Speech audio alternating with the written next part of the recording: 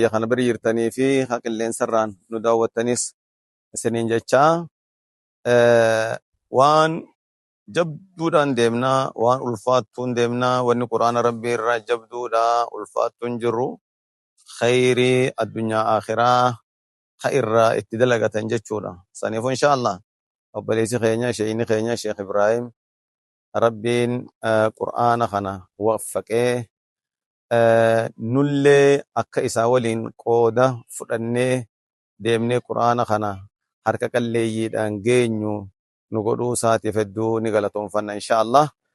Imalli keenyas karaa dirree dhawaarraa karaa gaara mul'ataati. Obboleessi kiyyaa haa galatoomu. Yeruma dhiyoo tana carcar geessee ture, aanaa carcar aanaa habroodhaa naannoo galamsoo yoo tunu quraana geessee ture. Naannoo dirree dhawaa bikka miilli isaan dhaabbatin safara quraanni seenin hin jiru gaa'ee akkasuma Oromiyaa cufa wal ga'uuf deema maashaallah. Obboleessi kiyyaa Sheekh Muusaan naannoo isaaniiti katti deemnu biyya gaara mul'ataa. Biyya gaara mul'ataa jechuun biyya caalimman biyyuma tana bulchu jiruuhu, biyyuma tana diiniin jiraachisu jiruuhu madda burqaa jechuun, madda burqaa diin jechuun gaara mul'ataa jechuun madda burqaa diin achirraa as faca'eetu biyya tana asii ilaa magaalaa dirree dhawaatiin ilaa biyya alaallee madda asirraa as burqe kana dhugu jirti biyyi tun.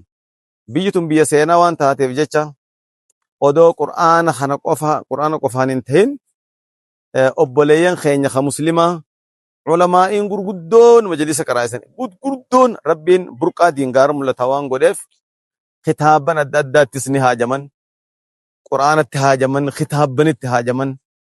Namni kullaa diin baratuudhaan akka tokkoffaatti Harargee bahaa kana yoo fudhanne akka tokkoffaatti gaara mul'ataa yoo jenne kijibaan ta'u gaara mul'ataa jenne akka nama baratuutti jechuudha. Saniifuu obboleeyyan keenya ka qilleensa kanarraan nu argu waa'ee qur'aana obboleessi keenya Sheekh Ibrahim deemuun kan warri duraan harkisaa kana gad diriiree jiru akka gad diriireen kiisha isaa seenuu qaba malee kiisha bira si gad hin kutin, khayriin si bira hin kutini.